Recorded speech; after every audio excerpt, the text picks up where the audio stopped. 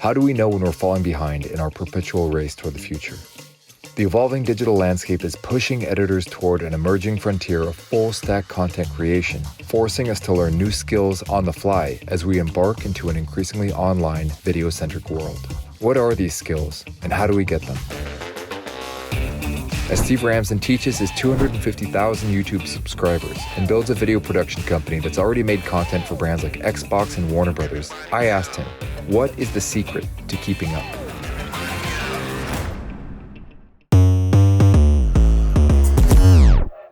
Welcome back to Famous Editors. Today I'm talking with another very popular YouTuber teaching filmmaking, Steve Ramsden, who has well over 12 million views, almost 300,000 subscribers on his channel, runs a very successful production company called Unexplored Films that has worked with Xbox and Warner Brothers and Jamie Oliver and lots of other big clients. And he's going to talk about how he got his start, how he built such a successful channel, how you can rocket your career as an editor the same way he has. And he's going to talk about how he finds balance between his passion projects and his client projects, which is something that editors, even at the very highest levels of the industry, struggle with. So I think the way that he addresses that is something we can all learn a lot from. So I think you'll enjoy this conversation and learn as much as I did. Here goes. I was always interested in films, and even before I had my first camera, because it wasn't like these days where, you know, a kid probably grows up with a smartphone, they've got a camera in their pocket. For me, growing up kind of, you know, late 80s, early 90s, I didn't really have any of that stuff. I would kind of, you know, I'd build stuff out of Lego and I'd pretend I was a camera and I'd try and get sort of cinematic angles out of little models I'd build or any of that sort of stuff, but I just didn't have the thing to film it with. So yeah, I eventually pestered my parents to get me a rickety camcorder, and that was what I started making films in my backyard with my friends. You know, I'm sure like a lot of people who are interested in this sort of stuff do. So I was doing it as a hobby before I was doing it, you know, as the thing I was studying. In fact, it wasn't a subject at my school.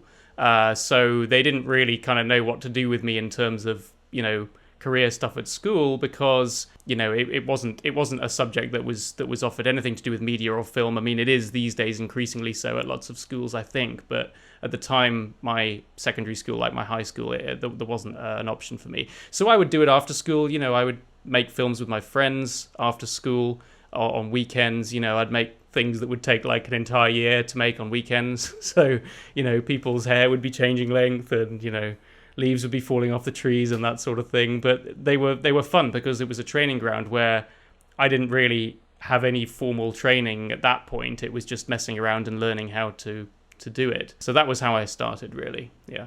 And what inspired you to create your YouTube channel? I think it was just starting to have fun with experiments. The first couple of things I uploaded were some of my earlier short films and that sort of thing, but the things that I think people found the most interesting were things like attempting to do low-budget versions of visual effects. That seems to be the thing that most people kind of found me through, I think.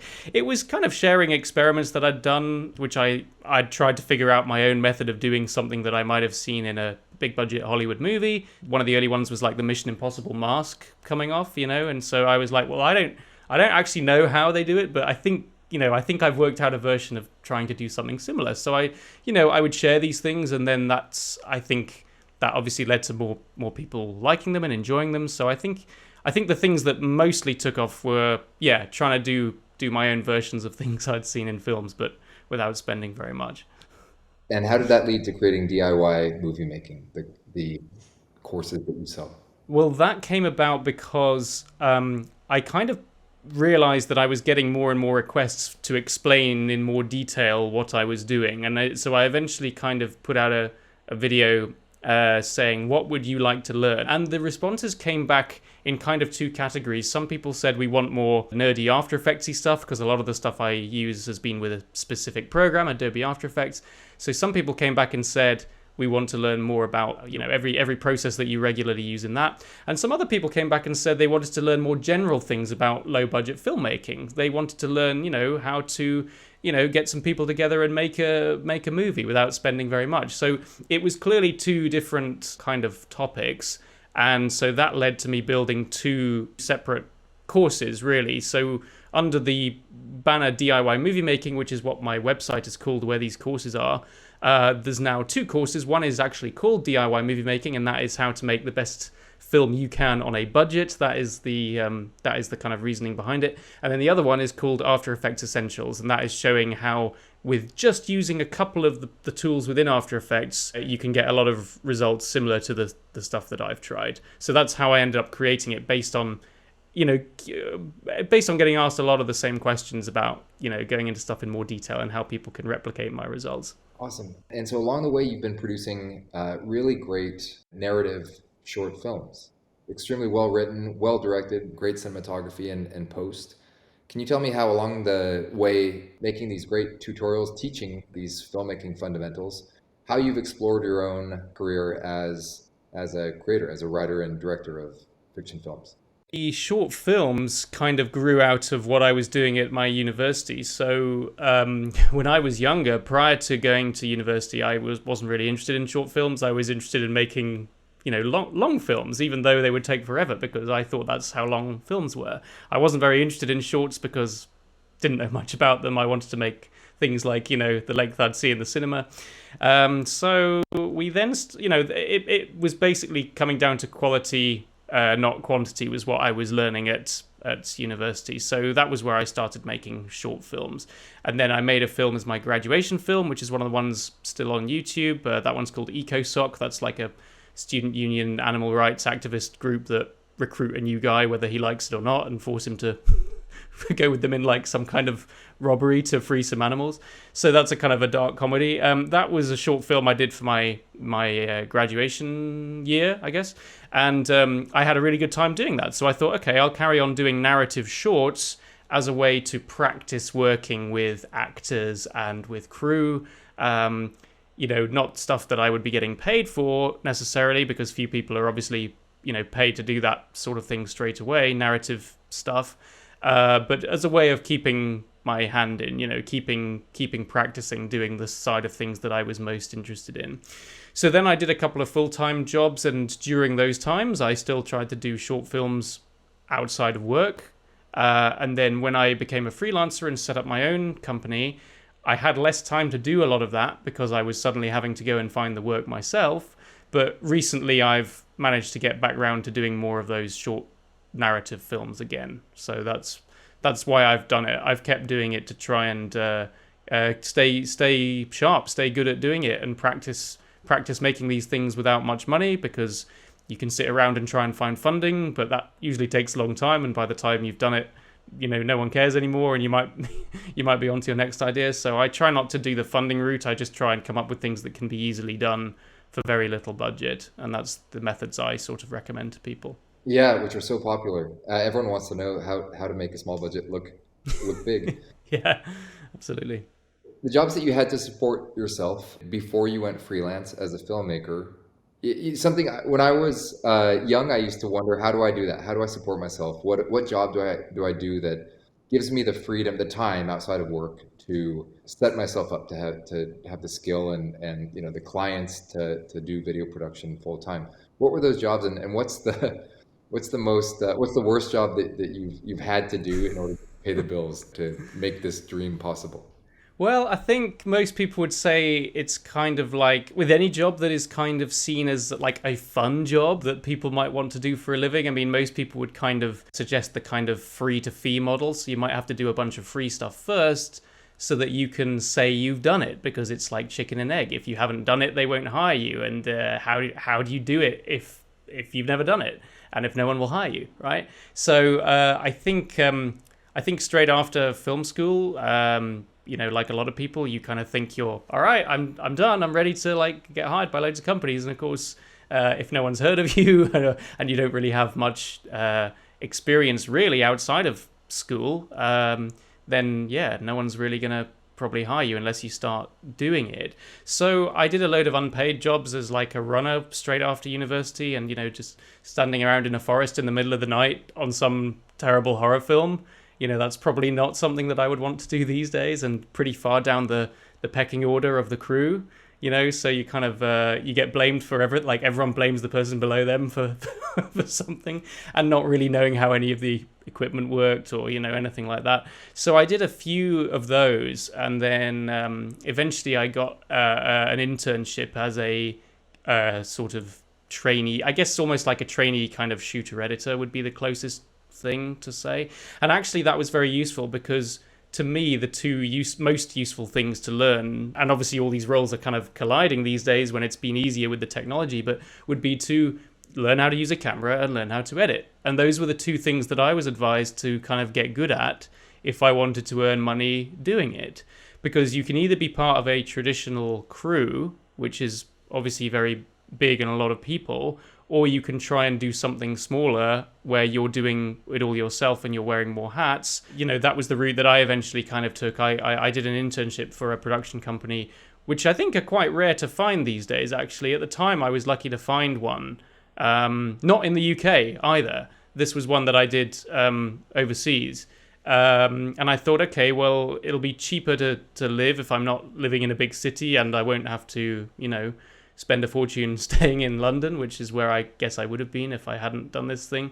And it allowed me to kind of build up a showreel. That's the other thing, I think. If you want to start getting hired to do stuff, as I say, you've probably got to build a showreel out of free stuff first, whether it be filming or editing or both. I mean, that's a great thing about editing, right? If you've gone out and filmed something but you don't know how to edit it, no one cares. It's probably just a long series of clips. If you're good at editing, then you can suddenly put that together and it might be something people will watch and go, oh, okay. Oh, you mean you filmed and edited this? Oh, wow. Or whatever it is. So I think that's why editing is so valuable. If you control what you do with the footage, then suddenly you're someone that's quite useful, especially if you can make people watch something. I mean, everyone's staring at videos all day, right? So there's never been more of a demand for people that can put stuff together and make people keep watching and stop scrolling, I guess.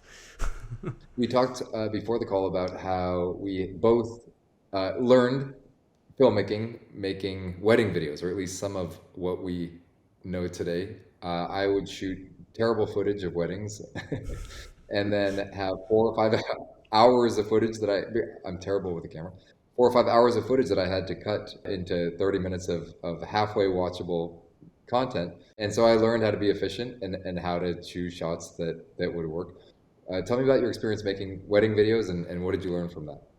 Well, it wasn't so much wedding videos for me, but the bit I was certainly agreeing with was taking a whole load of stuff that wasn't very good and trying to get like the few seconds that were good. So it wasn't really weddings for me, which I still kind of try and avoid as much as possible, because I prefer working for companies rather than mothers-in-law, or whoever it is, people that kind of might not realize all the work that's involved.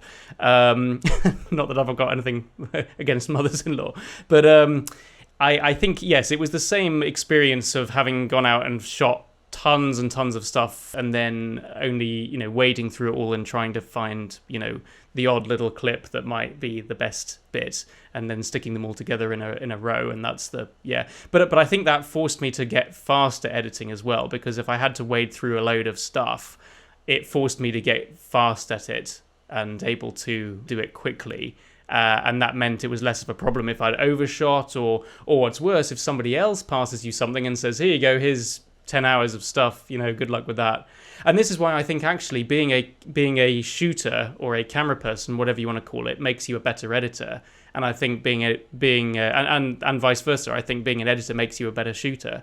Because if you're already telling a story when you're filming, if you're almost editing in your head, I think you're a better camera person. And if you're filming with editing in mind, then you're a better editor if you've gone and actually got the shots and the coverage, and you don't have to explain to someone else where all the good stuff is, right? You know where all the good stuff is because you filmed it.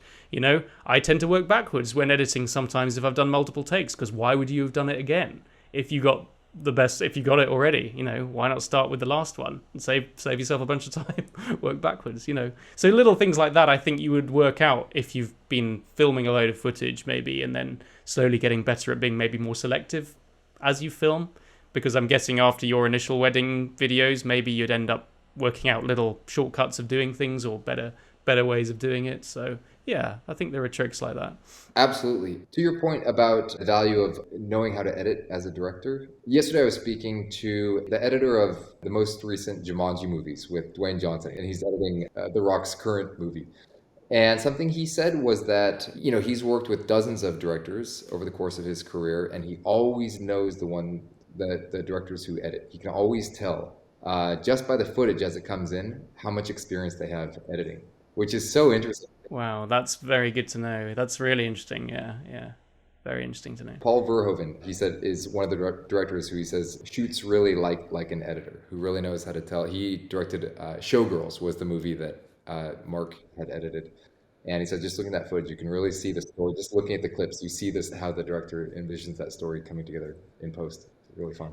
It's funny because I think everyone assumes that directors edit their own films. Like your average person on the street probably doesn't realize that, like in their head, it's one person who's gone out with a camera and then edited it. And I think that's probably because sometimes, yeah, as a director, it's quite hard to let go. If you love editing and you're a director and you want to sit and put it together in your way, I think it's quite hard to sometimes learn to work with a separate, whether it be a separate camera person or a separate editor. And obviously, yeah, big films, if you haven't yet found that editor that you always work with, Tarantino always has his editor, Martin Scorsese always has his editor, Thelma, who I've actually met, and she was really, really awesome to meet. Martin Scorsese's regular editor, Thelma. So, those sorts of people, if you haven't found somebody like that who you always kind of team up with, I think it's probably quite hard to let go of that, because you're like, but it's my thing. I want to put it together, and it's hard to sometimes be but it is sometimes hard to be impartial if you're editing your own film, I think, because you don't have those fresh eyes of someone who didn't sit there till midnight trying to get this shot that is actually not adding to anything to the story, but you want to include it because it took you so long to get, or whatever it is. As your films become grander in scope and bigger, and as you become a world famous writer director, will you be cutting your own films, or? Do you know, it's funny, I've tried both methods, and I've almost gone backwards a little bit, because the last few that I did before this year, I was doing with a separate editor. I was working with various friends as editors and separate camera people. I worked with a couple of various friends as camera people as well. Weirdly, I think it might have been also a post-pandemic thing, or like not post because obviously it's ongoing, but like since COVID came along and everyone's been a bit more conscious of packing a load of people into a room. Funnily enough, my most recent short film, which I shot earlier this year, and although I've done a few kind of behind-the-scenesy things on YouTube, it's not released yet because it's currently in the kind of running for festivals. Funnily enough, I actually kind of went backwards a little bit in terms of crew numbers and scaled back down. And yeah, this most recent short that I've finished recently, I did actually edit myself. And it might also be to do with the fact that I had done more and more client work since, say, like 5 years ago, where I have been editing day in, day out, and I was filming day in, day out. I actually ended up wearing more of the hats myself for my most recent ones than I did for the ones I was doing maybe like 5 or 6 or 7 years ago. So it's interesting. I think there is a place for both methods. There was another sequence from another short that I've started work on, which will take a bit longer because it's more ambitious. But that involved hiring a location, which I only had the money to hire for one night. And again, it would have, I think, taken longer to explain to somebody else what I wanted to get. So I ended up being like my own second unit camera person and just shot all of it myself because I didn't think I'd have the time to explain to a whole crew what I wanted. So I think there is a place for both. I think it's funny, like depending on the story you're telling, I think, yeah, if you already know an awesome camera guy or an awesome editor, then why would you not work with them? But like if you're separated from like some of your good friends and collaborators by like geography, or other commitments or that sort of thing, then yeah, there's nothing wrong with trying these things. But I think having more time to do a test as well is wise if you're going to wear more hats, because and prepare, like be super prepared if you're going to try and do all the hats yourself, because I only did that because I'd kind of done a shot list and a storyboard and I kind of knew exactly there wasn't time to kind of mess around, so I kind of had to know what I was going to get. So yeah, I think there's a method of both, but I've tried both. Yeah, for sure. We were doing a shoot for a beef jerky company here in the US called Crave Jerky. And it was a shoot featuring an NFL player. He was on the Broncos at the time, Vernon Davis. And so we were at his gym in the Bay Area. It was a travel shoot. We were off to a good start, getting great footage and wrapping up at this gym location. And then we were going to drive to his house and film him with his family. Painting, he was, teaching his kids how to paint and playing football with them, and of course eating the jerky. I go out, I go out there to start the van, which has all of our equipment, and that's our way of getting to the house, and it doesn't start. It's just completely dead. And I said, "Oh no, oh no!" And Vernon has already left, so he's gone. He's expecting us to be following him, and we could not figure out what to do. So I there happened to be a mechanic across the street, so I run over there, convince one of the mechanics to follow me back. He spends 20 minutes getting the van to work, pouring in some kind of fluid and changing this and that, and maybe jump starting it too. And then finally, we show up at Vernon's house 45 minutes late, and it seemed so likely that the rest of that shoot was just not going to happen. Have you ever lost footage or thought that you lost? Oh yeah, yeah, no, I've got a story about that actually. That's a really good point. I mean, maybe less of a like an on-set disaster, but kind of like yeah, I've done that. I did that one. So in my first job, a couple of weeks into my first job, luckily it wasn't footage of the actual film. Like it wasn't quite that bad, but it was a behind the it was a behind the scenes interview with the director that me and some of my kind of fellow kind of low ranking crew members we'd kind of worked on together. And this is why you should ingest your footage straight after, kids, because we'd done the shoot, we'd done a shoot with the director of the film, and it was a Friday. It was like the last thing on a Friday. We're about to have the weekend, and we thought, and I thought, it's fine. I'll ingest it on Monday. I'll do it on Monday. It's fine. Where did I put it? I put it in my wallet because I thought, well, that's going to be safe. I'll put it. Yeah, put it. It was an SD card from a like a point like a fixed lens camera. Put it in my wallet, and I thought, it's fine. It's going to be safe there. Why did I not put it in a drawer somewhere that wasn't going to be moving that weekend? I don't know. Anyway, we then went on a boat trip, me and my friends, during the weekend. Where I took my wallet, took my phone, took my wallet, whatever it was, in my pockets, and for some reason I decided that would be the safest place for it. And then when I came back, not that I ever thought I'd fallen in the water or anything, but like the card wasn't even there. Like I never found the card again. So I kind of had to fess up to my supervisor, who was also on the crew. Who was a really lovely guy. He's like still a really good friend of mine, who's based in the States.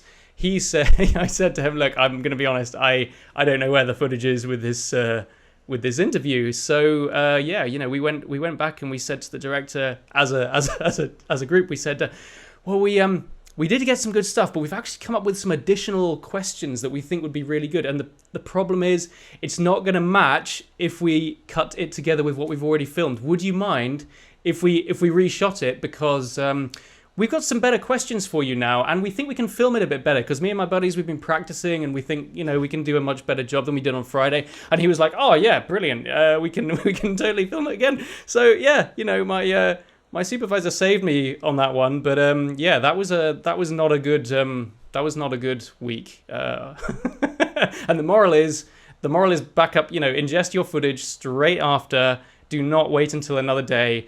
Unless it's in two places, you don't have it. Yes. So that would be my suggestion there. Oh wow! I wish I had thought of that. I was doing a shoot in Las Vegas. We were filming. It was for a mobile phone company called ZTE. We were filming the DJ Diplo doing a New Year's Eve party. And so there were all these people there, and we were just filming it. And that was going to be part of this CES experience that we were doing for the client. And so New Year's Eve happens to be my birthday. So we filmed until midnight. We got the ball drop, exciting, cool footage. We were filming on an Osmo, just those little tiny gimbals that connect to a smartphone, because they wouldn't let us bring big cameras in this. Okay, yeah. But we still got So lots of good footage.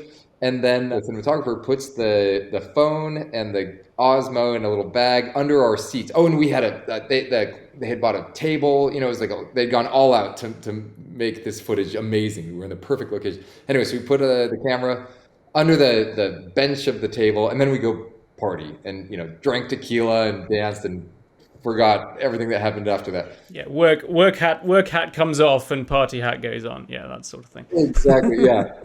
And just had a wild night. Woke up the next morning, unsure how I even got in my hotel room and feeling awful. I could barely crawl out of bed. But I do. I make it to my cell phone. We had more shooting to do that day. Make it to my phone to see what time it is, and I see a message from the cinematographer saying, "Dude, the footage got stolen. The camera and footage are, his phone and the iPhone were gone." I said, Oh "No, no. that's." And so I'm waiting in front of the club for it to open. Of course, they don't open first thing in the morning. So he's waiting hours for this club to open. Finally, it opens. Nothing. It was a disaster. We had to book another table. Those tables are very expensive, I learned, for another DJ. It wasn't even Diplo again. 2 nights later, and try to recreate this event at our expense. Oh no. Yeah. We Because there's no we other did way of not doing work. it. Yeah, of course. Until it exists in another place, then yeah, that's it. Oh, that sounds That really tough. Yeah, it I was it don't. was our last project with that client. That was that. I didn't have an angle about how we could how we could do a better job than. No, no, it can't be like I try. That we got robbed. Like I tried to stop them. I threw myself in Yeah, front. right. Yeah, yeah. Where do you plan to go? Both with so you separated your channels. So now you have unexplored films, focus on the professional content. You have your tutorials on the Steve Ramsden channel. Where do you plan to go with these? Yeah, so I recently separated the YouTube channels. It was becoming a little bit messy. The channel, which was originally called both my name and Unexplored Films, about up to about a year ago, and then I kind of renamed it my name because I thought that was actually more representative of what was on it. The fun stuff I was doing for fun, like the DIY movie making things, rather than the kind of the professional client work. So yeah, recently I have now set up a new channel just called Unexplored Films, which is all the client stuff. That is much more like all the stuff that is on my kind of company website, I guess you'd say. So really, my plan is to keep pushing both of them, keep doing more of the client work as the kind of day-to-day way that I make my living, but also continuing to build out the DIY movie making courses and the site, and kind of spread the word through both the organic stuff on YouTube, but also maybe find other ways to promote it. Like talking to folks like you, that sort of thing. So it would be a case of continuing to grow DIY movie making as a kind of global community of like filmmakers supporting each other, doing their own low budget movies and learning from each other, because again, people, not everyone lives in a place where there's loads of folks to help them do this. Globally there are lots of places where you can't just find a load of people who've also got interested in this stuff in your town or your village or your city or your area. So yeah, I think the idea is to build a nice community of people that can learn and grow and support each other through using these kind of these methods of making the best film you can on a budget, whether that be with lots of flashy visual effects or some little tips and tricks to kind of plan, shoot, edit, script, and ultimately publicize, your own film projects. And so that's where I'd like to build out DIY movie making in particular. That's awesome. How much do you enjoy working on client projects in comparison to building that community, that channel? So the reason I ask is because, I've been running a production company for 13 years. We've done many, worked on all sorts of different client projects, but I'll often feel that I need to do some passion project or something that I'm in charge of where it can't get watered down, it can't get changed, it can't get ruined oftentimes by clients who don't have the same goals for that piece of work that you might when you start out with that, when you first pitch that vision to them. And it can be really demoralizing to see something change to the point where at the end you deliver it and you don't really recognize it. And the seed of what it could have been is gone. Yeah, definitely, Yeah, how definitely. do you reconcile the differences in personal projects?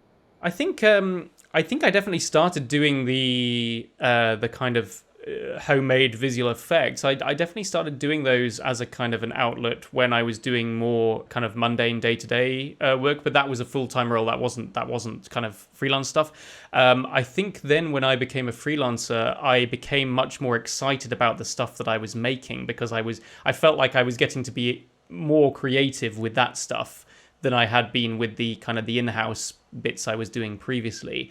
So I think that took my attention away for a while off the passion projects. The passion projects definitely slowed down. I'd been doing like a film a year, like a short film a year outside of work while I was in full-time work, because that was the creative outlet. And I think I started doing the DIY effects around about the same time.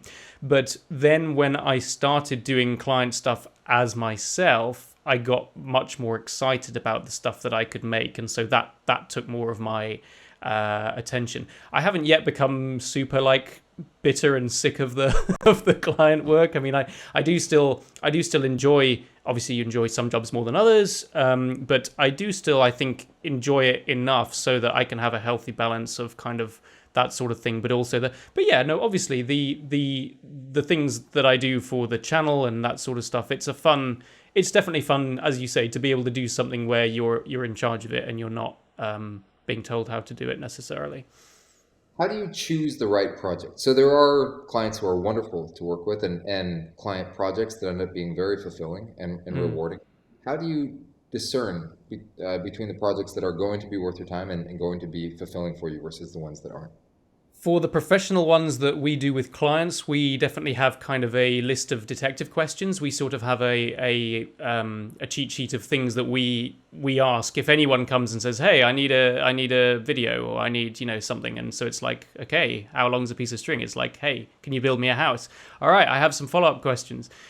So so the first thing we do is ask a load of those questions, and I think that's where you might get some.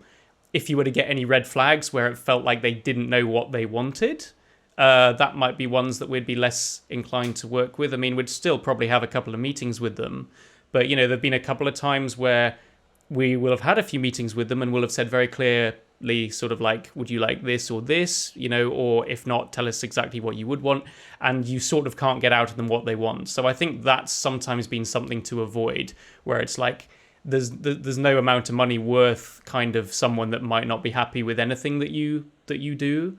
So there's been a couple of those, but most of the time you can just keep asking questions and get out of the person what it is they want to make, what they can afford to spend on it, whether their vision is realistic based on what they can afford to spend on it. And to me, it's about having as many discussions in advance and just having a conversation about everything you can in advance, so there's no nasty surprises later on. Get everything kind of in writing that's agreed, and then there's no kind of like, there shouldn't really be any surprises later if it's all been agreed in advance. So it normally comes down to just keep asking questions, I would say, and pretty soon you'll work out whether it's someone that you thinks they're making the same film as what you think you're making, or whether there's a bit of a disconnect there somehow, and it might be time to walk away before it begins. I think you hit the nail on the head saying make sure they know what they want, because it can be so brutal trying to help them figure out what they want, putting in all the hours behind the scenes to get to these that they think maybe they want.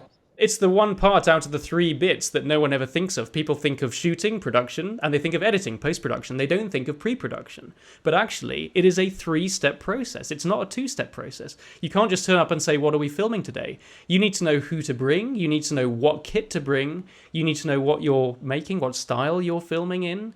So also, another good thing is to say to them, right, send us a video example of what you want from anywhere. Send us something that you like the style of, or send us something you don't like the style of.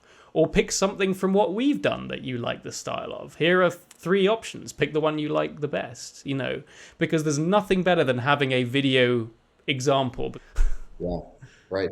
And it helps them verbalize what it is that they like or don't like about these references. Definitely, yeah. Very important. Sometimes they don't know what they want, but they know what they don't want. Or they see something and they go, oh, that's what I want, but I don't know how to say that. So right, always get a video example. Very, very important. how the revenue from your production company, your client work, and your channel and courses, which I'll group together for this question, compare. And if you expect that you'll reach a point, your channel is growing quickly, and you have a fast expanding base of fans who I imagine are signing up for your courses more and more often. Will that surpass the production company's revenue to the point where you end up using unexplored films just for your own passion projects, for your own short films and maybe feature films down the road? At the moment, the by far the majority of the revenue comes from the client work, comes from the production company, like the proper projects. It's a smaller amount at the moment from the courses, but then again, because I'm running both of them at the same time, it's having the time to dedicate to building out the courses and increasing the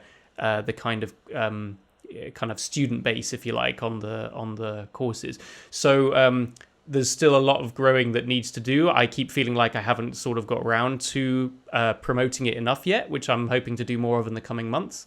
But then you've got everything else that's going on at the same time. So yeah, at the moment the production company is the main earner, and the courses started out as the side thing. But obviously, yeah, eventually it'd be lovely if they grew to kind of an even level, or one went beyond the other, because I'm probably more interested in ultimately I'm probably more interested in the DIY movie making stuff, and also using the revenue from those to make more passion projects. Because then that all helps, that generates more stuff that you can share about how you made them, So the idea is it all feeds in and creates a kind of a nice kind of loop there, where you're able to shoot stuff for clients. You can then also create your passion projects using the equipment that you already have because of that, using the crew you already know for that, and then in turn that creates more content for the courses. That's the ultimate kind of plan. What you learned in film school, and when people ask you, is film school worth it? Should I go to film school? How do you respond? I think for me, film school was useful because I didn't get taught anything at regular school. Like, because it wasn't a subject at my school, it was still handy to have the basics, like the ground knowledge of stuff. And it might depend on the course you pick as well, because if someone says, is film school worth it? They might be talking about a practical course where you get to play with cameras, or they might be talking about like sitting in a classroom learning about Citizen Kane. It might be practical, it might be theory. I was lucky enough to find a course in the UK that was 50-50. It was actually both. It was theory and practical. And I don't think I would have wanted to do it if it was just theory, if it was just sitting in a classroom. But at the same time, I didn't really just want to be playing with kit either. So I think a lot of it comes down to whether you've learned anything already and whether you feel like you'd benefit from learning like the basics. I still feel I've probably learned more about how to make a living doing it by just going to work, by just starting work afterwards. But, a lot of that basic knowledge did help, I think, coming from there. I mean, these days, because the landscape is a little different and you do have more kind of online film schools, a bit like the one that I run, and more complex ones than that, of course. I think these days I'd probably say, have a think about it very carefully. Don't just assume you have to go to a film school. A lot of famous, successful directors didn't. A lot of them, kind of learnt just by watching films and trial and error and just experimenting. So I think I'd say, you might need you probably need a better reason these days to definitely want to go, instead of exploring cheaper or more other options, because there are more options now than there were, I think, when I went. When I went to university in 2006, we'd only just got broadband, it wasn't, it was still kind of quite basic internet at the time, whereas now there's like a lot more options to learn all this stuff.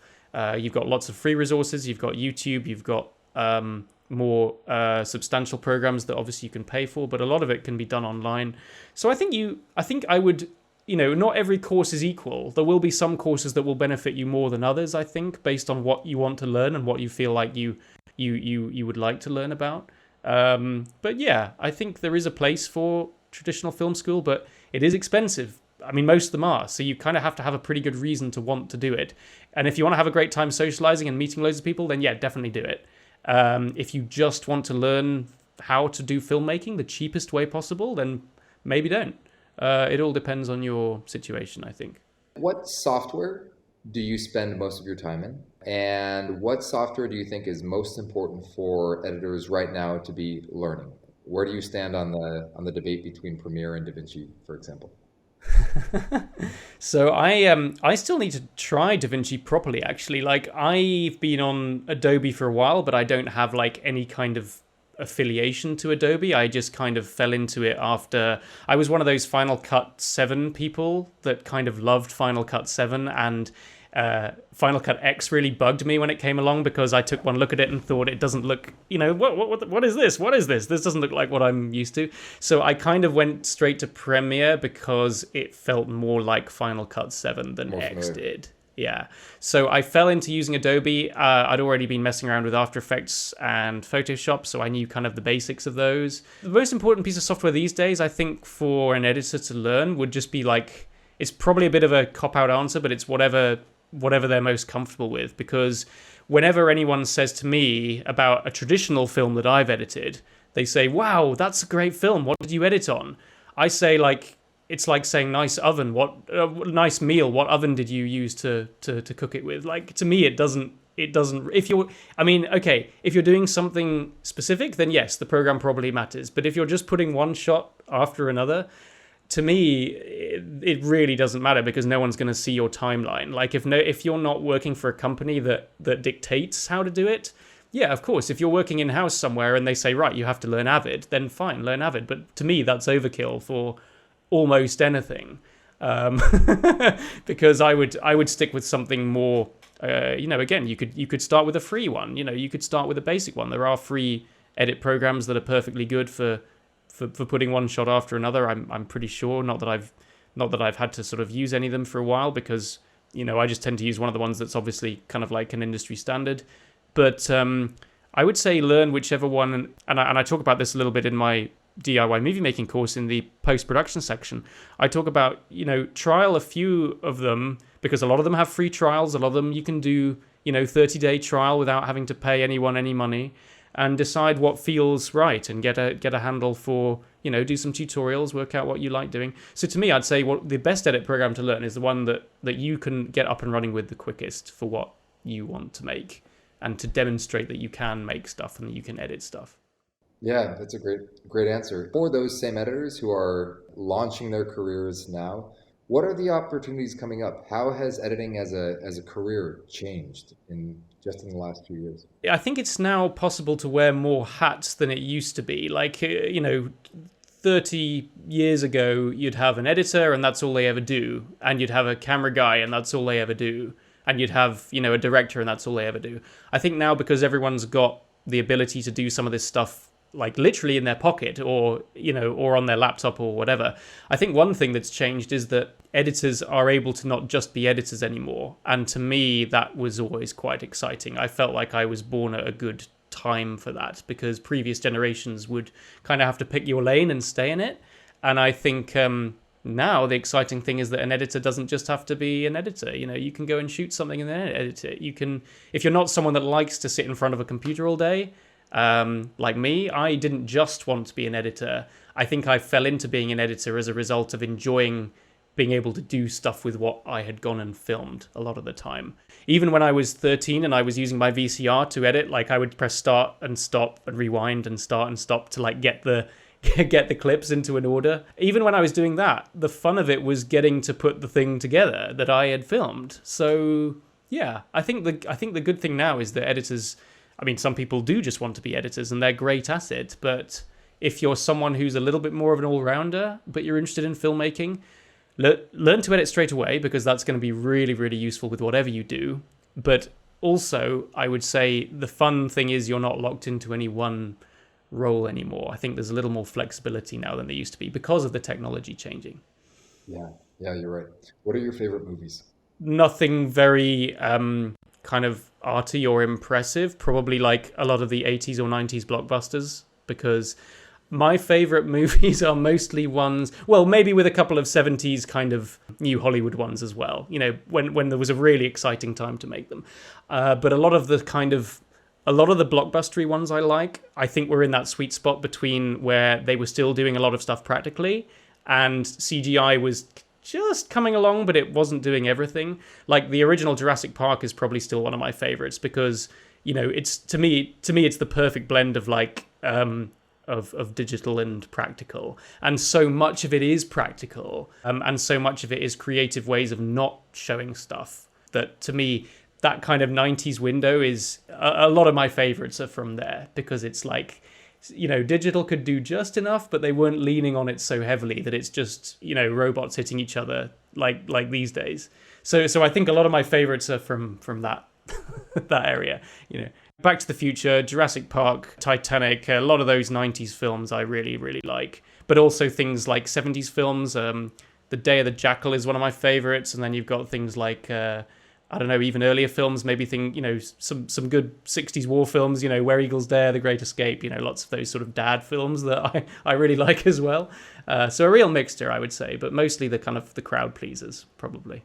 I loved your how you pointed out in your tutorial about cloning yourself that in Back to the Future they use motion capture just when that was sort of being Yeah, developed for the first time yeah, to yeah. simulate, to make you forget that they were actually just filming the same actor twice, and then you recreate it with on a slider without any fancy mocap.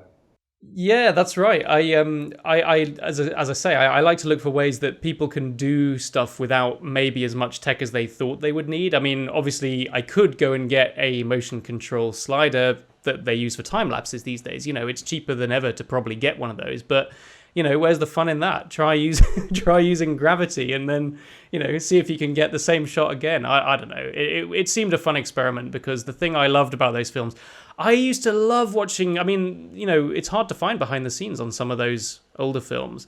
You know, it's easier these days to try and work out how some of this stuff was done. But I used to love trying to work out how like he just poured himself a drink, like Marty just poured himself. Like, how did he do that? Because because the camera's moving, you know, or whatever it is. Or Tom Wilson pops up in the door of the cafe going, "Hey, McFly!" and like he's still sitting there at the counter. Like, how did he do that? I just thought that stuff was great. So I always loved trying to work out that stuff. In your evil twin video, which I think you shot at the same time, and where you cross behind yourself and then you shoot Yes, yourself, yes. were you rotoscope? Yeah, it's the method I show in that tutorial. It was a combination of rotoscoping and masking. You know, in fact, I deliberately did that one without a blue or green screen to try and make people Oh, wonder how it was done because I actually tried that same clone effect. Well, not exactly the same, but I tried a similar clone effect about 2 or 3 years earlier, and I had done it with a green screen, and it never quite looked right. So I thought maybe there's a way of doing it again, but without. In fact, that was why I put a very harsh backlight behind me because I thought that's going to help show that edge maybe is real. And it was a cold day, so you could see my breath in the air because I did it in like January and I was in my shed and it was freezing cold. So I thought, okay, well that's another thing that kind of makes it look like those edges are there. So yeah, I show in the tutorial exactly how I did it, but I think it was a combination of masking and like the masks kind of move as bits, you know, bits move out of the way, you know, and rotoscoping, which I'm not a huge fan of because I find it kind of tedious. But yeah, I tried that for various parts of that as well. The one thing I never quite got right was the shadows because you needed to have like an actual person moving past, and that was tricky. If I'd had more time to work something out, then maybe I could have done that. But I had to kind of fake that with color solids, which never look quite right. great, effective. How do you learn when you're researching something that you want to try in a video? Are there other YouTubers that you watch? Are you looking for articles? Is it purely experimentation? Yeah, I tried to categorize this one time. I tried to work out how it happens. A lot of the time, it's seeing something in a film that I'll just try and copy, and then maybe I'll look up and see if there is any behind the scenes available to see how it was done. Sometimes it's the films that they're not very obviously effectsy films, like, you know, Forrest Gump. You know, I tried to do one where it was working out how to add yourself to historical footage, a bit like that. And again, that's not like an effects, like you don't think of that as a very effectsy film, but there's loads of clever stuff in there that you don't realize. And so sometimes, yeah, I'll see something and go, okay, well, maybe I can try and recreate something similar. Then I'll look it up and see if there's anything available. And then maybe I'll see if anyone else has tried to do something similar. If they haven't, or if I can't find anything to base it on, then I will normally try and do a test first. I will do a test, and if it's terrible, then I don't have to show it to anybody. And if it's not terrible, then maybe I can do it again and record the process of how to do it, that sort of thing. Oh, that's great. What is something that your hundreds of thousands of subscribers don't know about you? I wasn't born in the UK, I was born in Papua New Guinea. Really? How Yeah. interesting. And So when did you take leave? that. I lived there till I was about 8 years old, and my parents are from the UK. It's not like I wasn't my family wasn't from here or anything. But yeah, that's probably something that not many people would guess by my, appearance and accent. What's that memories of growing up there? Yeah, yeah. Oh, yeah. No, I lived there when I was a kid and did like first half of primary school there. I actually went back there and filmed some documentary projects when I was a bit older. So yeah. No, that's probably something that most people wouldn't, I think, know about me from the YouTube channel. Oh, that's great. Do you plan to do more documentary work? And how do you enjoy documentary versus fiction filmmaking? Do you know, I would love to do more documentary work because I worked on a documentary a couple of years ago where I was like second unit camera and also got to be kind of the primary editor. I think it went to a couple of other editors afterwards, but I really enjoyed that as a change of pace. Actually, it's just as much of a skill, I think, as fiction. In fact, it's definitely a different skill, but you can still have fun with documentary editing. You're still telling a story. In fact, you're often building a case for something, based on what the documentary is trying to say. It's funny, people assume documentary means it's impartial, but often a documentary is building a case, for a viewpoint. And so you can still have fun with that as an editor. You can, your shot choice is to build an impression of something. That is still a very interesting skill. So I would love to do more documentary. They don't come along very often, but yeah, there's a couple of documentary exampple on the Unexplored Films website that I really enjoyed doing. And so yeah, whenever they come along, I always enjoy working out how to do those for sure. What are you working on now? What can we look forward to in the coming weeks and months? You can look forward to two new short films after quite a long gap. As you pointed out before we were doing this interview, you pointed out that kind of fictional shorts, there hadn't been that many recently, and it's because I'd been so busy with all the other stuff. But you've got two more short films to look out for at film festivals, hopefully in the States and in the UK. I'll spread the word about those if they get in anywhere good. Those are probably kind of 2023, that sort of thing. More like in the coming months, I'm hoping to do more fun YouTube tutorials on visual effects, that sort of thing. I need to kind of queue up the next few ideas to shoot, and I'm also gonna try and do a few more interviews like we're doing now, where I talk to other filmmakers and people who the audience on the channel might enjoy. I recently did an acting one with Guy Henry, who played Governor Tarkin in Rogue One. So that was my first foray into doing this kind of thing of hosting interviews for the channel as well. So if that goes well and I can track a few more people down that I would like to have conversations with, eventually I'll try and build out a playlist of interviews, just like you have a playlist of, effects tutorials and a playlist of, short films and other silly stuff I've done. There's also like a mashups playlist, which is still hanging around on there where I in fact, that's a fun thing for editors to watch. Mashups, that's a great thing to watch if you're an editing fan. Taking two things that don't belong together and trying to make them look like they're part of the same thing. So, yeah, various playlists will hopefully be built out in the coming months. There was a period where you were cutting movie trailers. What was that experience like, and what did you learn? Yeah, so I was working in-house as a editor for a movie marketing agency in London. So it was a company that would often be hired to do trailers for films, and it wasn't always new films. I mean, there were a few new films, but they were usually kind of like smaller projects than kind of like the big studio releases. We would often be using studio stuff as well for some projects, but we would often be recutting those into other things.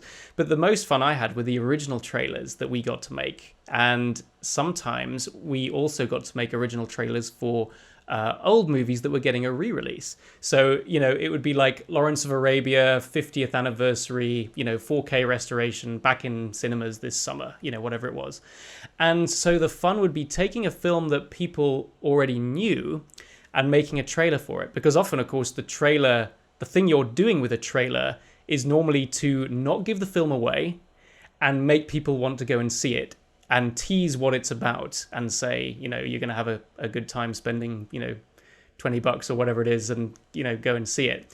The slight difference with a classic film trailer was that you were allowed to give away a bit more because everyone had kind of seen it, and it was more about getting people back who loved it the first time. So that was a very interesting difference between kind of a new movie trailer and a classic one. But regardless of what I would cut, I would try and work out a method of like a good beginning, a middle, and an end to make a trailer. That was sort of my kind of self-improvised method, was kind of a teasery opener and then building a bit more information in the middle, and then kind of like, maybe break it up with some captions. We'd often do captions rather than voiceover. I think voiceover's kind of fallen out of fashion a bit with trailers, the kind of the deep the deep classic trailery voice. And then, we would often make a trailer for a film with a sort of 3-act structure. And most of that was me kind of looking at other trailers and trying to make something similar. So that was, that wasn't really based on a classic method, but it sounds like, you'd be talking to some other folks who know a lot about movie trailers. But they're an art form in themselves. They're a great training ground, just like mashups. Doing a trailer is a really good training ground as an editor, I would say. I agree. If you have any of those links floating around, I would love to post one of them here. Sure. I don't have them on my own channel, but I might be able to track them down on various studio channels, that sort of thing, for sure. That's awesome. So you've built a global community on your channel, people all over the world who love your content. What international experiences have you had as a filmmaker? So the main ones I had was when I left university in London. I didn't have anywhere to live because my family at the time didn't live kind of anywhere useful. I couldn't really go back home and do the sort of the spare room or the couch surfing. I didn't really know anyone in London who I could use as a sort of base for looking for work, and I didn't really know anywhere to find work. I got a couple of the jobs over the summer, one of which was with National Geographic, the TV company. I got in as a sort of like a runner and like an assistant on a shoot in Venice in Italy. And that reminded me how much fun it was to do stuff overseas and not just do stuff in the UK. So I thought, okay, well, the UK is a pretty expensive place to be based. I don't have any money. I don't know anyone. So I might as well look for jobs, not just in my own area. I might as well. So I would say to people, don't be afraid to look beyond your neighborhood for opportunities, because sometimes opportunities can come along and give you a whole new chapter or give you an adventure somewhere, which is what I did. I got an internship with a production company in the Philippines, and I ended up working there for about 2 or 3 years off and on, and made some amazing friends. Some of my best friends are still people I met there.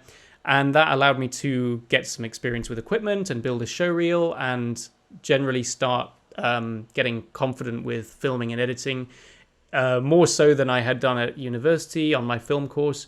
So that was an amazing springboard to kind of like do more international work as well. I mean, I had already lived internationally, like when I was little. I had done some of that as well. It wasn't but the good thing about that was I wasn't feeling like I was going to freak out if I moved, to a different country for a while. So I would say don't rule out doing something like that as well, because you never know. It doesn't just have to be opportunities in your neighborhood that can benefit you. Sometimes you'll meet a whole network of people if you move, somewhere else for a while or try a new experience. So I would recommend that as well when looking for opportunities in film and TV, doing that sort of thing.